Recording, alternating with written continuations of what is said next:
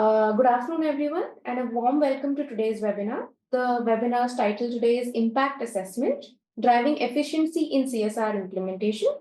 I am Aishwarya Ravikumar, your moderator for this session. We're thrilled to have you all here, and we are all gathered here virtually to explore how robust monitoring, evaluation, and impact assessments can transform the way in which we approach corporate social responsibility. As we all know, CSR is no longer about just giving back, it's about making every resource count and ensuring that our interventions truly uplift communities and using evidence based insights to guide strategic decisions. Today's conversation will spotlight actionable strategies, cutting edge frameworks, and the real life experiences of industry leaders who have successfully integrated impact assessment into their CSR initiatives. First, let me introduce Mr. Vineet Kumar Mishra, who leads the evaluation and monitoring function at HCL Foundation. Vineet has over a decade of development sector experience and is known for his ability to translate his data-driven insights into strategic decisions. His work ensures that CSR projects under HCL's foundation remain responsive, effective, and compliant with the requirements of the statutory mandate. With his strong analytical and research skills, Vineet's approach underscores the importance of evidence as the backbone of CSR strategy. We also have Mr. Biswaranjan Baraj, a development sector specialist with over 2 decades of experience in monitoring and evaluation and CSR. He's adept at transforming complex data into actionable insights, guiding organizations to design, measure, and scale impactful interventions. Biswa has actually worked over 100 plus projects across agriculture, climate change, governance, and education, and is currently leading the government advisory and CSR vertical here at Sambodhi. His experience in evidence frameworks helps ensure that CSR interventions and initiatives not only align with the community aspirations and global priorities, but also leave a lasting legacy. Expect to learn how standardized frameworks and meticulous measurements help and enhance the effectiveness of CSR projects. We also have Mr. Pradeep Singh from HDFC, who also brings over 15 years of experience in monitoring and evaluation, impact management, applied research, and sustainability. Pradeep leads the monitoring and impact team for HDFC Bank's CSR, overseeing a budget of approximately $120 million, making it India's second largest CSR initiative. He has a track record of designing theories of change, log frames, and KPIs across multiple domains like education, environment, health, skill development, and financial inclusion. His innovations in digital tools for real-time monitoring and capacity building for stakeholders have guided CSR board, investors, as well as government bodies across 25 states. Over the next hour, you will all hear these experts discuss why impact assessment is not just a nice to have, but also a strategic imperative in CSR implementation. We'll delve into the best practices, explore tools and frameworks, and understand how to tackle challenges, ranging from large-scale stakeholder management to meeting regulatory requirements. After their discussion, we'll host a brief panel discussion and then open the floor for the brief question and answer session. Before we begin, I'd like to thank our panelists for coming here and spending their valuable time and expertise with us. Let's make this an engaging yet insightful discussion. Feel free to share your questions in the chat once it is open. Thank you. So without further ado, let's get started. I invite our first speaker, Mr. Vineet Kumar Mishra, to begin with his discussion for the day. Thank you. Over to you, Vineet. Thank you so much, Aishwarya, for kind introduction, and thanks Pradeep and Vishwaranjan for joining this discussion. And first of all, let me thank Sambodhi for starting this first of its kind webinar series on impact assessment, and thanks to the leadership and Aishwarya for starting this particular webinar. Just to begin with, I just want to start from the point, like, from the one-off to the long-term sustainable development projects are being implemented now. There are no more, one-off in any of the projects which are being conducted by any of the corporate and as per other funders. So just to begin with, I will quickly take a minute or so. Let me introduce about HCL Foundation and what all we do before we get into the impact assessment and monitoring and evaluation frameworks, and also M&E, how we do M&E at HCL Foundation. So HCL Foundation is registered in 2011 as a trust, and that takes care of the CSR agenda of HCL Technologies. The vision it is started with is to be the source code for sustainable socioeconomic and environmental development. Also, in just to begin with, it has presence in more than 21 states and UTs, also 122 districts. In terms of the reach, that we are transforming lives of 6.5 million people under different programs, and also the thematic areas with be it health, education, ECCD, livelihood, and also we take care of the environmental poverty as per se, the indicators related to the water rejuvenation, habitat and restorations. So all those we are taking care. Also, just to highlight in terms of the water rejuvenation, the third party assessment also done, and we have rejuvenated 81 billion liter of water, which got recognized by Government of India, and SL Foundation won award also for the same. In terms of the programs we have, and under rural programs, we have SL Tech Grant, which is one of its flagship programs, award-winning grants. Also, we have Samudaya, which is taking care of the rural development.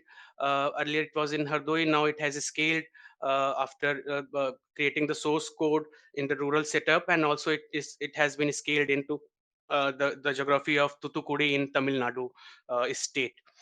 In terms of the urban program, we have Uday, one of the second largest flagship program under SL Foundation, which take care of the urban community development in the neighborhood communities where SL Tech has presence, and also My Clean City, focusing on the waste management in specifically in Noida.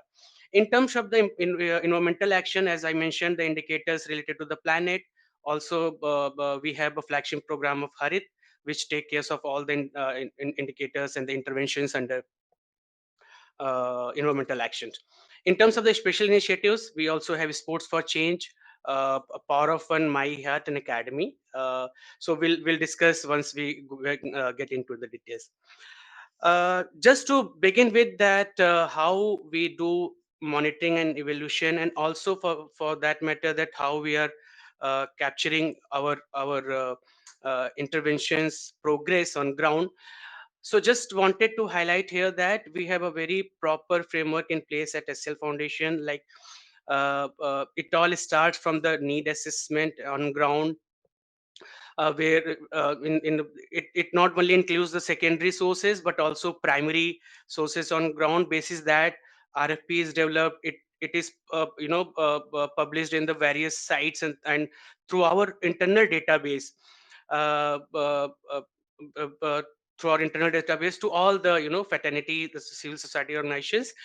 What happens, they apply through it, and there's a proper listing process along with the due diligence on ground. So it is not only that on the basis what they have reported, but our third party and other experts also visit their sites. Now comes to the next step. So I'm just talking of these programs where like Uday, Harit, where we onboard the partners after analyzing the situation and need. However, there is also a program, SLTech grant. We have very robust selection process. So once those field visits are done, and the shortlisting are done, and then once the partners are finalized after all the compliance, then we co-create on the in the terms of the project designing. Here, when I say that the co-create, here I want to emphasize on that proper LFAs are made in terms of from the very beginning, like how we are going to utilize the input in terms of the human, money, and all, and how those will be transformed into the output and the outcome and the impact. Not only those, in addition to those, are very proper smart indicators are phrased at each theories which we work on. All those smart indicators along with those phrased, if I say smart, we all know I need not to emphasize on those, like specific, measurable, achievable, and realistic, and the time bound. So Once those are finalized with the proper periodicity, the frameworks that when all these will be monitored, and who all will be monitoring, how, where all those answers are done in that particular co-creation. At the same time, it is not only the people indicators we talked about, the planet indicators as well. And then once the execution is done on the ground, we do identify the best practices.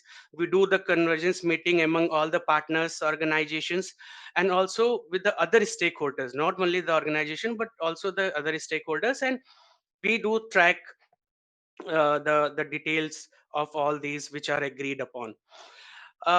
Just one example I will give. In 2021, when amendment came, like, it all talks about the scientific approach, starting from the need assessment to the annual action plan, which should include manner of execution modality, also that implementation schedule, how those projects will be. So very very clearly that mandated that it all has to be scientific in nature. uh, and we are taking from the very beginning, 2015, when these programs are formulated, the Gantt chart, for the just one example, a small example, that all the activities, the granular, we go to the granular planning, so that the monitoring can be very robust. Until unless we do not have the granular planning, it will be very difficult to monitor. So we go to that. Detailed activities along with the timeline are shared. So all those are shared, and we progress process and progress monitoring both. uh, Along with that, we also facilitate partners in the data management. It's more of not only supervision but the supportive supervision. We do have the team members on ground, and the data management and documentation, we support the partners as well. And even the means of verification which is reported to the HCL Foundation, all are physically verified on the ground with the team. That is, all the means of verification or physical verification is done for those MOVs which are mentioned. And we document the best practices, outcomes, impact also, and also periodic reports are shared to the leadership, the management. And if there is any course correction is required, that is also done. Because if we take the example of the ongoing project, and if, for example, if any ongoing project has been commenced in uh, April, so it can go till the maximum 48 months, and we have to also give buffer of 12 months. So it has to have a 60 months ka maximum period it can have. Until unless we do not have the robust monitoring in place, it will be very challenging to get into impact assessment at the end of 5 years. So these, for if you ask me, so impact assessment, or for that matter endline assessments, are are kind of an event. So to reach that event, to have that event as a properly done, we should have monitoring as an activity properly. So this ongoing mentoring helps in those. So why I took those 5 years example, that because it will be very challenging in terms if we leave those monitoring I would should not say word loosely, but those indicators, smart indicators, those reports should be available in order to have a very proper mounting in place. So that was something which I wanted to highlight. And also, if I will also share the link where we disclose in our HCL Foundation annual report, where we have put value chain model, creation model, that how our projects and interventions on ground, how these inputs are converted to the outputs, and also those outputs have contributed to the outcomes, and even we have tried to put it at the map to the SDGs as well. So yeah, this was the very brief. And just to add, there was not only as a compliance part, but before the law made mandatory these assessment, internal as per also external assessment, were helping foundation not only to guide, to take the course corrective measures, also to provide the input to the policy making at the states where the HCL Tech grant some projects which got scaled in the full state, where we piloted for say that we supported in a particular block or districts.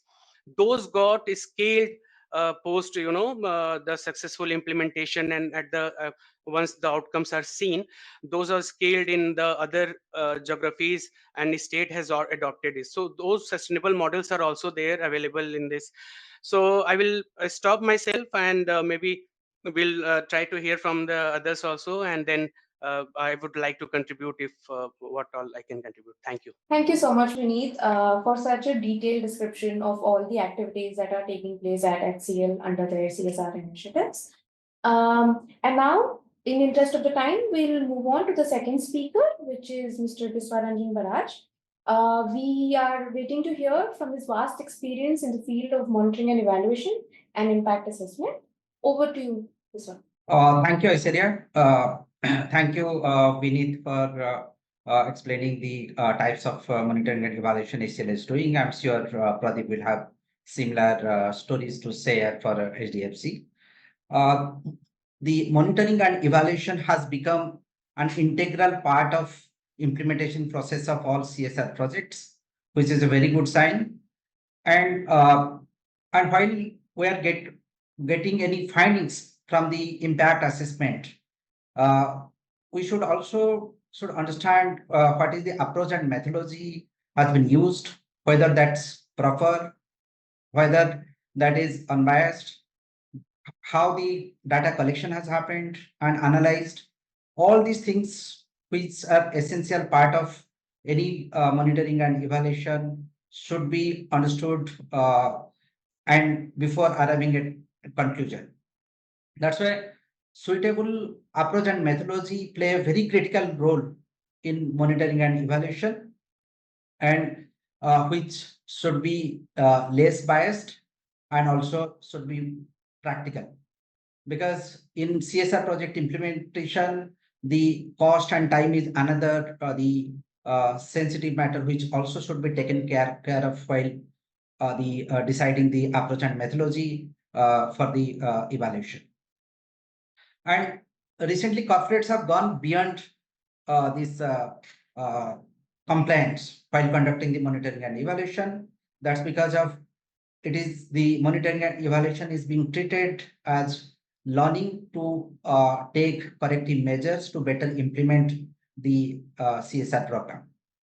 And now focus is more on the not only just assessing impact, but also to understand whether the program is relevant and whether there is coherence, what is its sustainability aspect.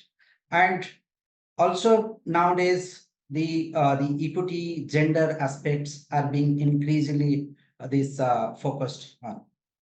And we normally do like other evaluation would be different type of approaches and methods while conducting evaluation, starting from theory-based evaluation to the types of approach, mixed method approach, there's quasi experimental design, different type of design, but at the same time, while preparing the design, we also to consider other aspects, practical aspects, which is also equally critical. And also OECD DAC criteria is being increasingly used in different monitoring and evaluation exercise, which include relevance, coherence, efficiency, effectiveness, impact, and sustainability, and also equity and gender are also now part of the evaluation process in many evaluation assignment. And another new trend is actually many these companies, like Vineet was explaining, that the theory of change is also prepared, which is driving whole implementation process, and also during monitoring and evaluation, it's being considered. So all are these aspects have become very critical, and the corporates are these using monitoring and evaluation these findings while taking decisions, rectifying the bottlenecks, and also successfully implementing the programs, which is enhancing the efficiency and effectiveness of the CSR projects. And in many this large interventions the need assessment, the feasibility assessments are being conducted, which is a great thing, which is also being used before starting this CSR projects, particularly the big size projects, which is increasing, helping to increase the efficiency and the impact aspect. And Sambodhi has been conducting monitoring and evaluation since last 2 decades. We have been working across different corporates, and we can see the importance of monitoring and evaluation in this designing the CSR projects, in successfully implementing the projects, and even taking corrective measures while implementing. Thank you, sir. I am sure this discussion has been useful for those who are new to the field of social impact assessments and CSR impact assessments. Your experience has been useful to give us an insight and overview into how CSR impact assessment is conducted. And now we'll move on to the next speaker and our final speaker for the day, which is Pradeep Singh from HDFC, to share his insights on the topic. Thank you so much. Thank you, Aishwarya, and thank you, Sambodhi team, first of all, for organizing this event. This is really good, and I'm really glad to be a part of this session. Thank you, Vineet, also for joining. I'm Pradeep, and I'm leading the monitoring and impact team within the CSR team of HDFC Bank. And as the name suggests, the MI team, we have two components to this. One is the monitoring part, and second is the impact part. In the monitoring part, we focus on the project monitoring, where we do the project monitoring of 300 plus projects across India, and those are being implemented by 200 plus partners. So we have certain systems and mechanisms in place to do the project monitoring. In the impact piece, we do a lot of assessments on the ground. We start with the needs assessment on the basis of which the program design happens. Then we do the baseline studies, then we do the midterm studies, and then we also do the mandatory impact assessment studies. Um, Apart from this, just for your visibility, just for your understanding, my team is also responsible for the capacity of our partners, because it is very important for all the partners to also be on the same page in terms of our expectations, our systems and processes around M&A. So we have 200 plus partners, and around that also we have developed certain technological solutions to develop their capacity time to time. Uh, if I focus on the impact assessment part, which is the topic of the discussion today, um, what is impact assessment and why this is important? I think everybody here understands the meaning of impact assessment. We, with the help of this assessment, try to understand the change which we have brought in the lives of our target beneficiaries. Why this is important? At a personal level, I can say that until and unless I know what change I have brought because of my work as a professional, I cannot be satisfied. This is one of the reasons why I also left the software industry and came to development sector, because there I was unable to see the change because of my lot of work. I was a good software engineer, but I think the impact I wasn't able to see. Here, with the help of impact assessment, that is possible. I am 100% sure on the ground because of my contribution the entire work. So that is the personal level. At the organization level, HDFC Bank has a very clear idea in the uh, first of all, we would like to understand obviously what is happening on the ground as a result through our interventions. We are, one of the largest in India with a budget of 1,000 crore every year, and that is growing. Obviously, the higher management would like to understand the impact of our work. Right. So far, around I think close to 5,000 crore rupees has been invested into development sector. What has been the change because of that amount of money with the help of so many partners, so many projects? That obviously is very, very important to assess. That gives me, uh, that is given to me by the impact assessment exercise. Also, from the impact assessment as an organization, we would like to understand what went well on the ground and what went well on the ground, so that we can learn from the process, we can learn from the beneficiaries, and the learning can be incorporated back into the life cycles of the upcoming projects. Uh, these are the major things why impact assessment is important. If I talk about the compliance part of it, um, as per the CSR rule, the project which is more than or equal to 1 crore value is to be studied with the impact assessment. For us, there are close to 100 projects which fall into that particular category. And project basis, obviously, we are doing everything. We have There has been no deviation. We have been able to complete all the impact assessment in the last couple of years as per the CSR rule. Uh, but again, for me or for the higher management, project basis impact assessment is not only important.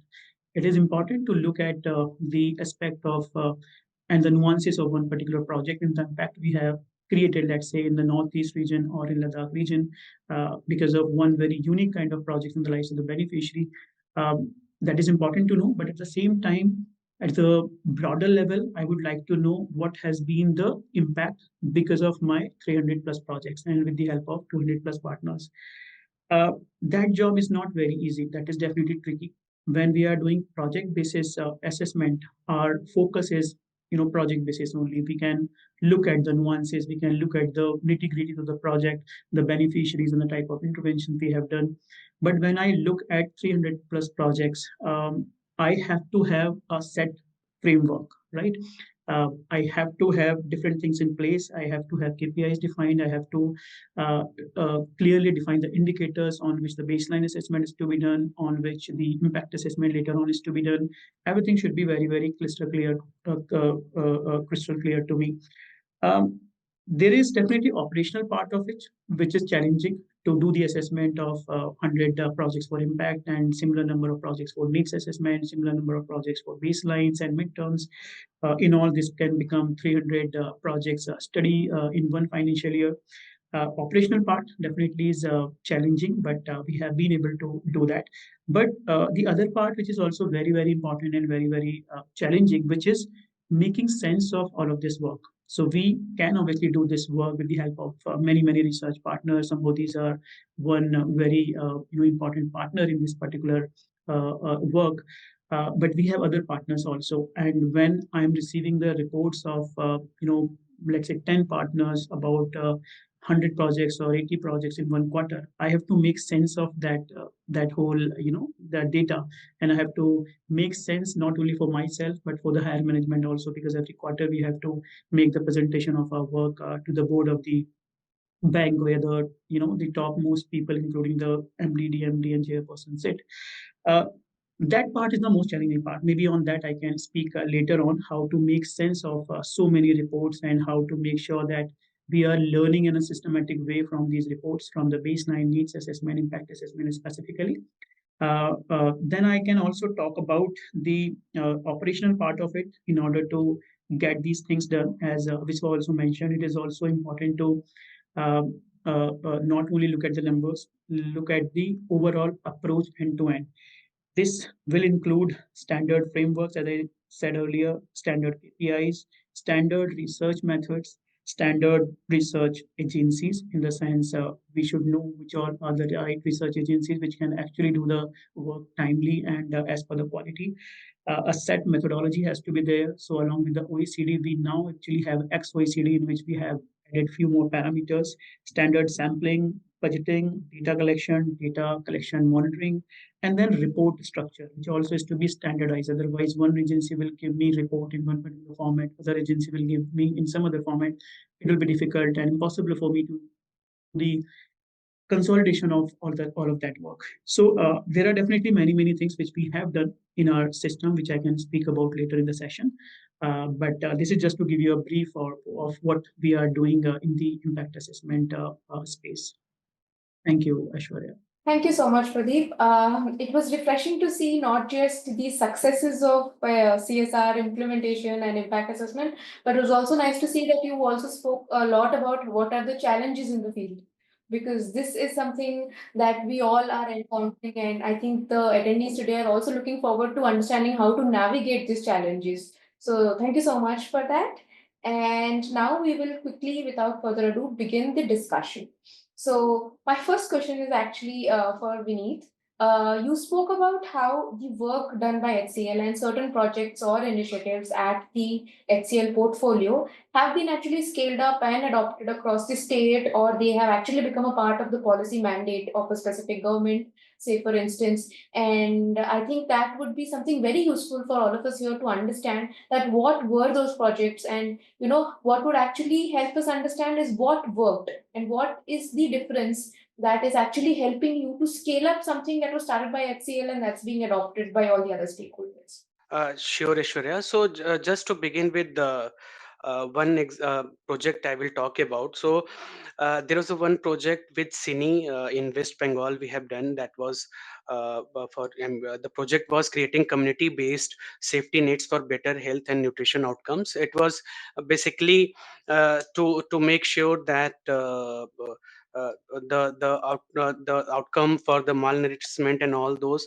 So to decrease the underweight children, that was the objective, and also to decrease the anemic pregnant women. Not only the pregnant women, the also reduction should be in our children as well, the anemia prevalence. So we have started in the 5 block with the support of Cine organization, one of our partner.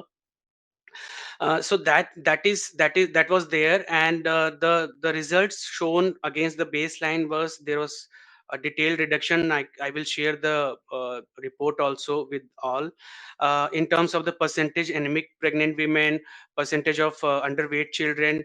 All those were reduced during the intervention, and they had a very proper implementation plan where the Anganwadis and with the support of the frontline workers, how those were achieved. And also it was earlier in the 5 blocks. So given once the results were discussed and shown, then it got replicated in the 46 block, from 5 to 46 block, and government has taken.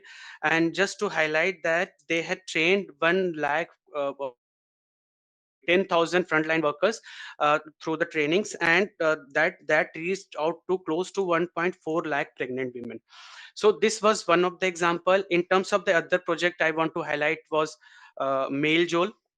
So Mail Joel was, there was a one project we have done under Celtech grant, that was Aflatun, named Aflatun. The objective was to have the social and financial inclusion awareness in the children in the schools, basically, to have certain financial literacy, and the inclusion among the children.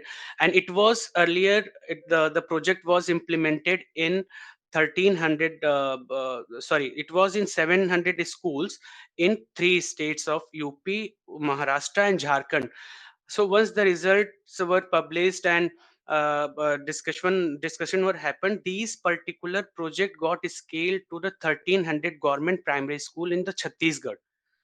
So these are few examples. We have many examples in terms of the recently Bal Raksha Bharat, Save the Children. In Leh, there was a social audit tool in the peace, under peace education in Ladakh and Jammu schools. So that also government has scaled to the other schools. And so there are many projects, such projects, and I can also share the link to the reports, and which are already published. Last year the impact assessments also conducted, before law came into the picture, some of the skill had already came into picture.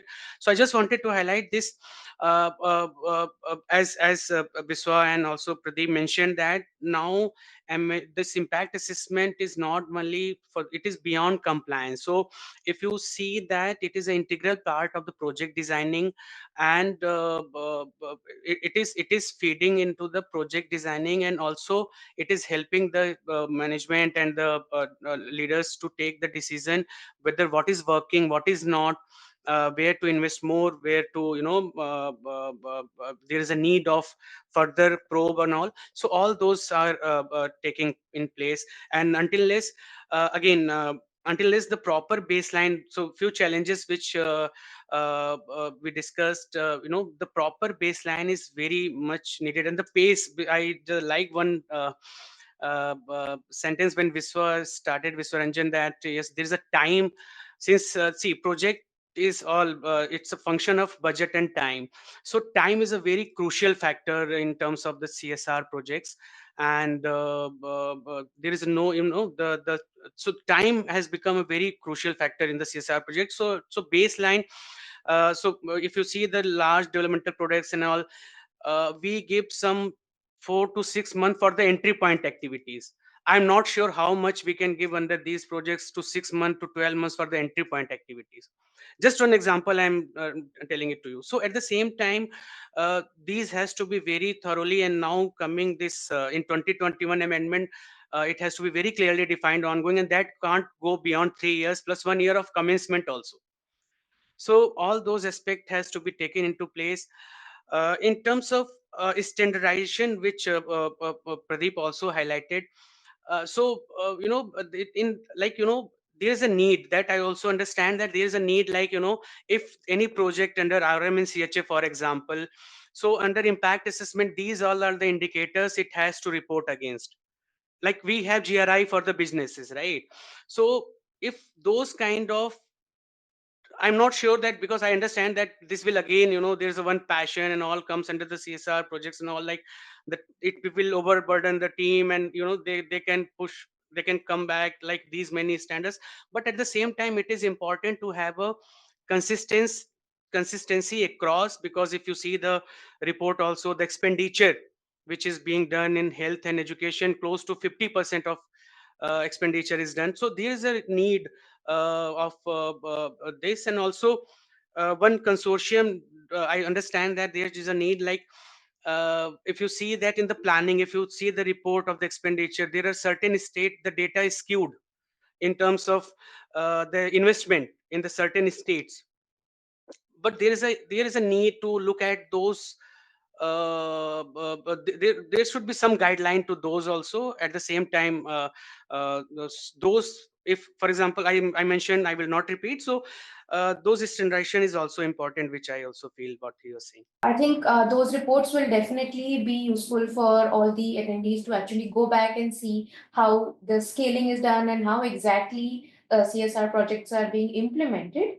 And now that you also mentioned a little about the challenges. First is the challenge of the budget and time, and in the absence of a robust baseline, or in the fact that you are bound by certain time limitations, I would like to, direct my question to Ms. Biswaranjan Baraj, which, based on his 2 decades of experience in monitoring and evaluation and social impact research, what are the challenges in conducting CSR impact assessment, and how exactly can we leverage tech in CSR impact assessment? And if we can leverage that, how can corporates better leverage the use of technology in order to ensure that the CSR impact assessments no longer just remain a standalone report, but are actually used in the future of CSR strategy, project, and implementation? I'll tell from the point of view of M&E and research agency. And what we have observed that the major chunk of the impact assessment projects are conducted the last quarter of the financial year, and comparatively lesser number of projects we find in the other quarters. And it is a challenge not only from the research monitoring agency point of view, also it sometimes becomes difficult from the corporate donor point of view also to coordinate the so many projects at one time. It's always better if it can be staggered in different quarters in a financial year. I think many companies have started doing that, and that it will be helpful both from the point of view of the M&E agency, and also from the point of view of the donor, to properly coordinate the M&E exercise. That's number one. And second thing is budget, and this and take definitely would be helpful to overcome some of these challenges, because take brings efficiency. And since what even Vineet was telling, that the time is limited and we have to complete it with also with a focus on quality, and which take can support. Like for instance, in Sambodhi, we have CSR1.ai tech platform, which provide the different type of service, not only it can help, for example, this collecting data, it can help in designing the questionnaire, in analyzing the data, the preparing the report. And this is just one example, and this tech platform can be used to the bring efficiency in conducting evaluation to save time and cost, which is very crucial in CSR impact evaluation space. Now, I am going to direct my next question to Mr. Pradeep. This is regarding how you said that the most important part of a CSR project is the impact it creates on the ground, and how each CSR project has to be nuanced in order to ensure that it is customized to the needs of the people. This is something that you started with.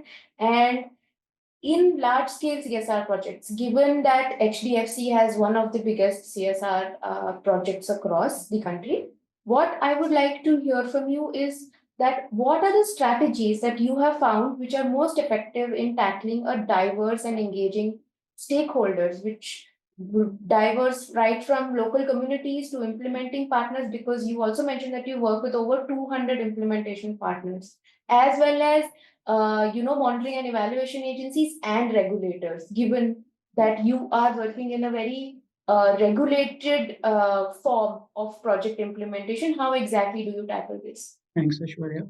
So, I think part of that has been answered by Vineet when he said that impact cannot be ensured if you do not have proper monitoring mechanisms in place. M and E, go hand in hand. And even before that, what is important to have is the clearly defined theory of change. The whole journey starts with that. As an organization, you need to have clearly defined theory of change, and that brings you the framework about your monitoring and evaluation, where you first of all do the proper monitoring of the projects. When I talk about these many number of partners, we have created very clearly defined KPIs and two systems, softwares around that, where the reporting is to be done by the partners, so that we first of all are 100% sure that the work is actually happening on the ground. And then only I can talk about whether the impact is there or not there. So from the impact assessment, this is also not really important to know um, impact we have created, but in case the impact is not created, why it was not created, right? And there we talk about the framework of assessment and monitoring, where we say whether, first of all, the program was designed well or not, whether the project then was implemented well or not, whether it was relevant for the community or not, how effectively it was implemented, and then the sustainability, and then many other parameters are there. So impact assessment is to be done at the later stage of the project life cycle, but before that, project monitoring, project designing, those things are very very important. And it is also so the things which I mentioned in the initial part of my talk, capacity building, for example, is also very very important. So we have to make sure that all the partners are also on the same page in terms of the indicators of reporting and indicators of impact. Having these things in mind, I think if we create the frameworks, we will be able to achieve the targeted impact on the ground. Some part of your question, sorry, I missed. If you can repeat the later section, I can maybe able to respond to that. Sure, no worries, not at all, Pradeep. Yeah, like essentially, my question was like, how do you actually address the challenge of working with multiple stakeholders? But I think a little bit from you, Vineet and Biswa, has kind of made us understand how exactly do you navigate the diverse stakeholders that are existing in the CSR space. So that was very useful for everyone to understand. And now we have one other question which is coming in, which is essentially how exactly do you ensure that the role of stakeholders, especially the beneficiaries of the CSR project, initiatives that are run, is actually getting recorded and ensure that the project initiatives are not just from a funder perspective, but are actually taking into account what their needs are. And this is something that is open to all the panelists today. And whoever wants to answer can answer. So maybe I can start with that, and this is very, very important, and this is one of the major point of discussion when we were working on the theory of change for the entire CSR. Uh, Typically, in many of the organizations, you do not see a mechanism to take the regular feedback from the community or design the projects on the basis of the community's needs. But this has been considered, and what we currently are doing, few mechanisms we have created, and this is a long journey. Many more things are to be done. But first of all, the needs assessment, we have made sure that that is done scientifically. So many of the projects you will find in the CSR space, that the projects are done without consulting the community. So you have certain ideas about the development, how that happens, and you directly go and implement that project. And even if the needs assessment is happening or a rapid assessment is being done, that is also happening by the partner itself. So the partner as a partner, I am also suggesting the needs and the intervention. I am also implementing it. So we have changed that. We are now doing the needs assessment systematically with the help of research agencies. So first of all, in that exercise itself, we are making sure that the views of the communities are actually there in designing the whole intervention. Then in the monitoring part, how when we are doing the monitoring, along with the monitoring on the systems, I have 17 members team which is scattered across India, which also does the monitoring on the ground. So we reach out to the beneficiaries on sample basis and try to understand whether everything is going well or not. Then in the midterm and in the impact assessment also, obviously we reach out to the community directly and without any interference of my team or the implementing partner team, research team is able to conduct a fair assessment. On the basis of that, we make sure that the impact which is created is actually directly told by the partners, no, I mean the beneficiaries, and the same is then incorporated the learning in the upcoming project cycle. So these are few mechanisms. Apart from that, also we are thinking about having some more feedback mechanisms where we may maybe just float a survey over the phone, because these days everybody is using the smartphones where they can just simply give their feedback about the projects and their impact. And there are other mechanisms also which we are thinking about, but currently these few mechanisms we have created in the system. Thank you so much, Pradeep. And we now have a couple of questions coming in from the chat, actually. So I would like to now ask the first question. This is essentially from Nandini Srivastav. She is asking the question: what proportion of a budget is normally allocated towards M&E at HCL or at HDFC and other CSR grants? So maybe you can choose if you want to answer this. Yeah, sure. I think so. If you see that what law permits is that, I mean, if it is that impact assessment and all, it is maximum of 5%, including all the other costs and all. If it is, however, that under your 95% of the budget, since your this M&E is the integral part of your project management, so basically this totally depends on that, how much, the in proportion to the project. However, the impact assessment, which is in the CSR form 2 also, if you see that it has a separate section on the expenditure also for the impact assessment. So including those and admin overhead, it cannot go beyond the 5% of the total expenditure. So this is how, it is upper tabbed. Maybe if Pradeep want to add, please. Yeah, I think you have covered that, but if you would like to know the budget as such, I think I can share. There is no problem in that. Around 30 crore is being spent on the M&E in HDFC Bank, where we are doing a lot of studies and capacity building and many other things. So this is the overall budget, but as per the project, as Vineet mentioned, for the overall CSR, 5% can go into the overheads, which also includes the salaries and everything. And in that, basically, some part of it can go to M&E. Being a large CSR, this is obviously an advantage that we have, good amount of money which can be spent on M&E. Generally, what we do in the impact assessment specifically, when we are doing the study, we make sure that the total study budget does not cross 2% of the project budget of the entire duration.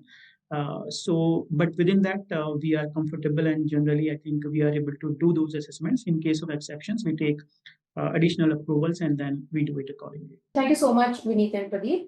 Now we have, due to the paucity of time, I'm quickly moving on to the next question. And I'm not going to be directing it because I'm just going to let the panelists decide who wants to answer this.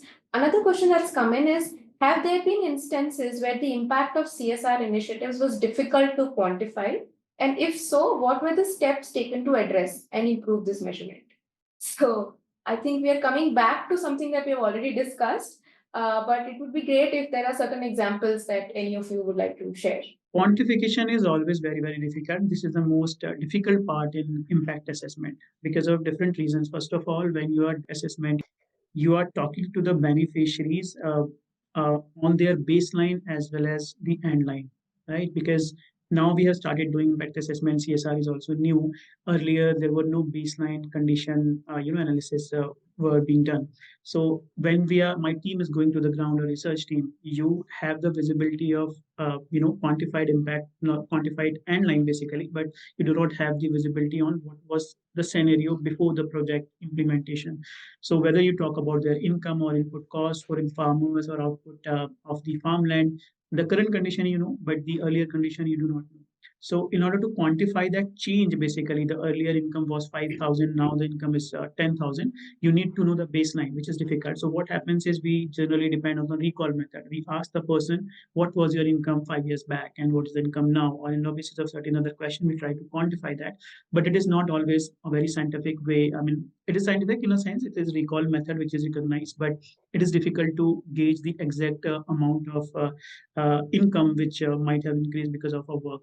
This is one thing, and then there are definitely few other parameters. So income is still, I think, can be calculated, but there are many qualitative parameters on which quantification is very, very difficult. And in the impact, it is not the direct impact; it is also the indirect impact which we talk about. So from the income of the farmers, then it might improve the education status of the children inside the household, the empowerment of the women, or many, many things could happen. How do we quantify that? That is the challenge. Currently, what we are majorly doing is we are trying to quantify as much as possible in the whole chain of the change. And then we assume that certain changes are going to be there in future. On that, we do not quantify the impact, but we do a qualitative discussion with the help of focus group discussions, and there are different methods in research. We try to understand and just try to gauge what impact could be there. So it is not quantification, but yes, some sense of that actually we get from those qualitative discussions. So I think, yeah, this is what we are trying to do in our assessment and quantify the impact. Vineet can also, I think, add to that. No, I think you rightly mentioned, Pradeep. So there are always a qualitative door and also that stakeholder consultation on the success indicators. Basically, when we use indicators, then quant always come, but at the same time that we can have certain parameters on which we can have those in-depth interviews in the qualitative terms. But in the beginning itself, if, for example, if we come to a very clear agreement in terms of that what if we are going to measure, if we, for example, I will just say, like if we say that at least 75% reduction in the school dropout rate compared to the baseline, at least if baseline has to be there amongst adolescent girls in the 50 targeted government schools of district A and B in within 2 years of implementation. So all questions are closed here in the terms that no one will ask that what was it targeted for. So at the same time, if we agree like these indicators and those statements, like when we talk about the target group geographies, what change we want to look, so basically it all, if we have the better planning, then maybe we can avoid these situations. But at the same time, as there are certain on ground realities where in certain places we can't find the baseline. So if definitely that recall is one of the option. Thank you, Vineet and Pradeep, for all that information. And now my next question is actually directed toward Biswa because he is the M&E and impact assessment expert for the day. So the question here is, what methodologies would you prefer for a CSR impact assessment?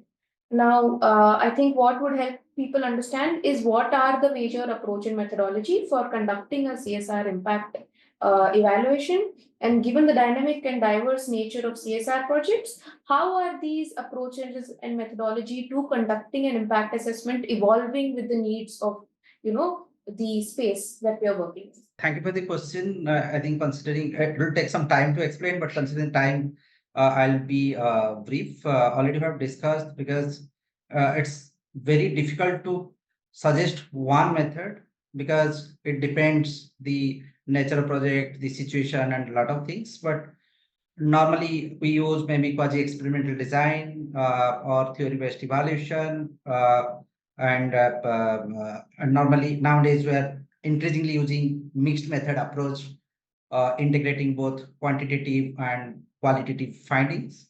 And in addition to these depending on the requirement and other things, we are doing some other type of analysis.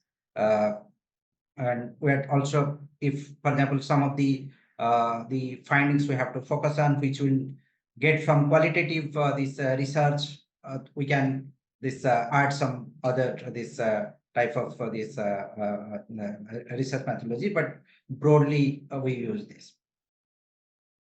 And many times control becomes difficult. We try to this create control group, but at the same time we also use other method to assess change, which is from baseline to headline. If control is not possible, we see other things. We use MIS, or we use theory of change to assess change. Due to the paucity of time, we will just take one final question. That is essentially that how do M&E systems actually help us identify some of the failures in CSR impact implementation, and how are they actually useful in course correction? So essentially, I think what the question is, that is, how do you ensure you create a system or design a system which ensures that the results from an impact evaluation are actually integrated into project implementation? I think this was a question from Utkarsh. So I would let the panelists decide who would like to answer this, but I would also request them to keep it very brief in the interest of time. I will take it. So I will try to be very brief also, Aishwarya. So we have also, we are also trying to migrate to the online system which we have developed, and we have also migrated to extend, but some capacity building is going on. So just to, we have the system in place where, that's monitoring and review, where we will also take that the first of all activities budget, your other output and outcome indicators. So all these are interlinked. We cannot have budget separately or activities separately. So monitoring mechanism is also in similar lines. We are also incorporating the output and outcome indicators in that particular system itself, so that the input is coming from the partner organizations, and certain places where we are into directly implementation, we are taking those from the field. So in that those indicators, that how are we moving, or for that matter how those activities which were planned, whether those are on track, and the technology solution for the scale, what I understand. Pradeep also mentioned 200 partners. We also have close to 200 partners across India, and it is very, to have a proper monitoring in place. Technology is helping us, and it is helping us to review not only those activities. The process is very critical in order to have any course correction. So if we have to go to Lucknow, so in between we keep looking at whether that the mark is saying Lucknow only, or when we reached some other else, and then we realize no, we have to go to the Lucknow. So like that, those monitoring, those stones are very important, and that is how these systems are helping us to monitor activities and at least output on outcome indicators, and then impact comes later. Thank you so much. Utkarsh, I hope that answers your question. I know it was brief, but I think we can definitely get on engaging in a deeper discussion in future sessions. So with that, we come to the end of the webinar today. First, I would like to thank all the panelists here because you all kept up with the time. And as a moderator, I actually had very little to do. And thank you so much for actually taking the time to answer each and every question that was directed to each of you, and sharing all the details with us to ensure that the discussion was engaging and insightful. And thank you all the participants who actually took out time from their day to join this webinar. Sambodhi will also be having these webinars regularly, and this is a series that we have recently started. So looking forward to having you all in the future sessions as well. Thank you. Thank you so much.